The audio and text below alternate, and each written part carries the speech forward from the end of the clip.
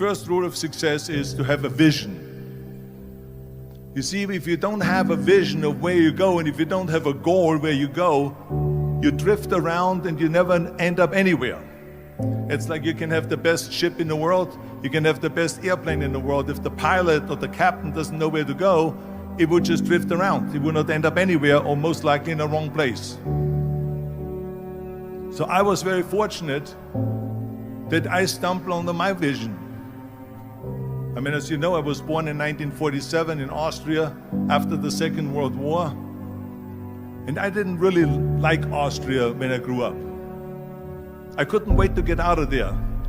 I couldn't see myself becoming a farmer or a worker in a factory or anything like that. Even though my parents wanted me to stay there and have a normal life. My father wanted me to become a police officer like he was. My mother wanted me just to stay there and marry a girl with the name of Heidi, hopefully, and have a bunch of kids and run around like the Van Trapp family in The Sound of Music. But that was their vision, not mine. My vision was totally different. I felt that I was born for something special, for something unique, for something big. Do you know how great it felt that I knew where I was going? Imagine the majority of people don't know where they're going. When you have a goal, when you have a vision, everything becomes easy.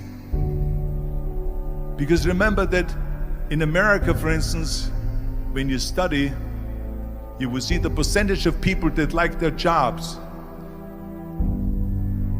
74% hate their job in America. Now, there is not much different when you come to Europe. The majority of people don't like what they're doing because they're really not doing it because they didn't have a goal and they followed this goal.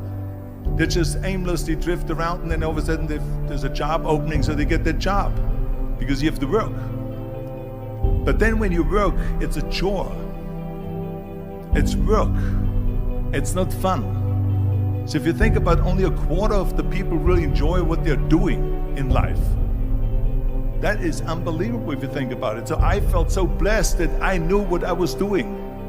It's like a medical student that studies and knows he wants to become a doctor. You know where to go. So I knew where to go. So people always ask me, when they saw me in the gym in the pumping iron days, they say, why is it that you're working out so hard? 5 hours a day, 6 hours a day, and you have always a smile on your face. The others are working out just as hard as you do, and they look sour in the face. Why is that? And I told people all the time, I said, because to me, I'm shooting for a goal. In front of me is the Mr. Universe title. So every rep that I do gets me closer to accomplishing that goal, to make this goal, this vision turn into reality. Every single set that I do, every repetition, every weight that I lift will get me a step closer to turn this goal into reality. So I couldn't wait to do another 500-pound squat. I couldn't wait to do another 500-pound bench press. I couldn't wait to do another 2,000 reps of sit-ups. I couldn't wait for the next exercise, for the next half hour of posing and all the kind of things that you have to do to be a champion. And with the age of 20, I went to London and I won the Mr. Universe contest as the youngest Mr. Universe ever. And it was because I had a goal.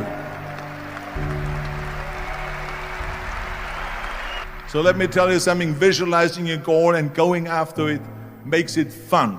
You got to have a purpose no matter what you do in life. You got to have a purpose. So that's rule number one, have a vision. Rule number two is, don't listen to the naysayers. Don't listen to the naysayers.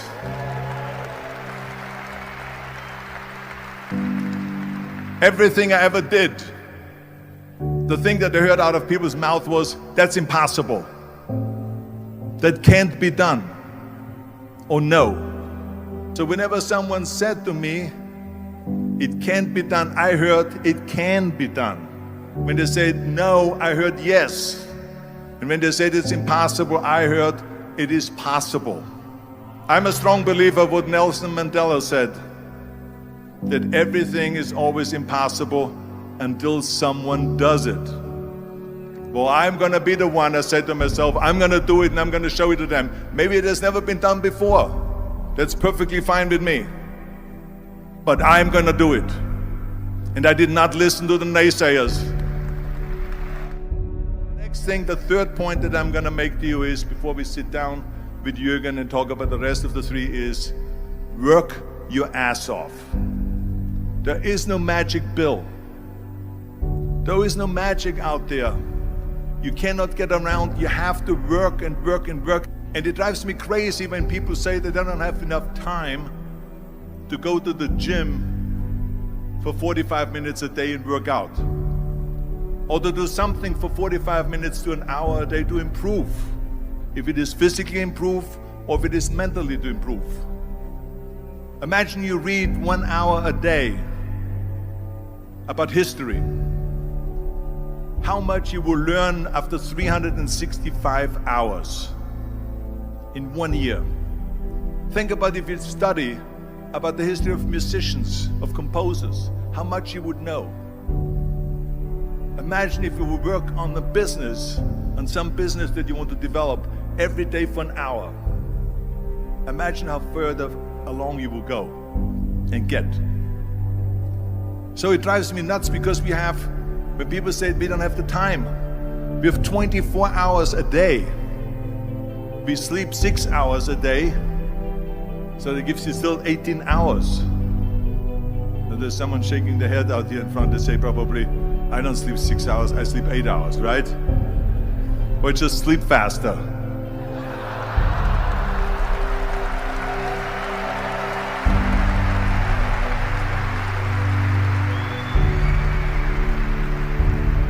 So we have 18 hours a day. The average person works around 8 to 10 hours. So let's assume it's 10 hours, so we have 8 hours left. Then you travel around an hour a day, maybe 2 hours a day. So now you have still 6 hours left. So what do you do with these 6 hours? What do you do with these 6 hours? Then we eat a little bit, then we schmooze a little bit, talk a little bit to people and all that stuff.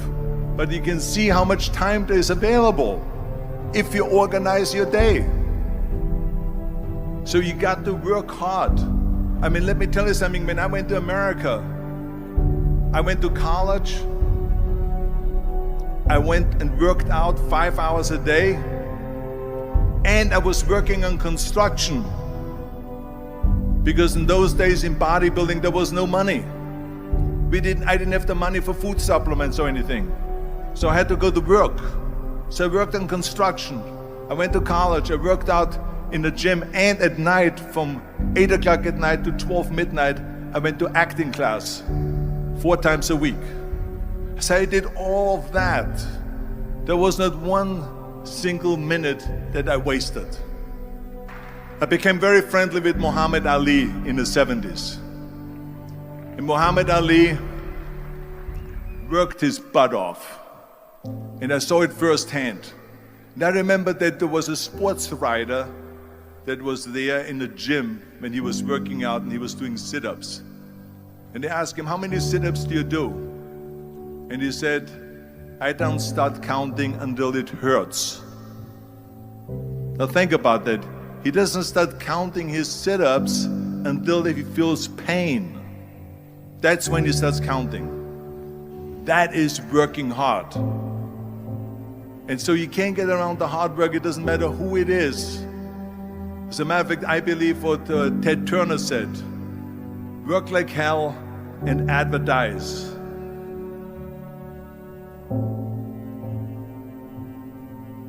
You get it?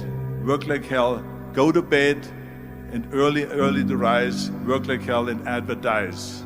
So you work your ass off, and then you let the world know about your work. That's what it is all about. Let people know. If you have a company, if you have a movie, if you do a sports, work your ass off, but then advertise and let everyone know.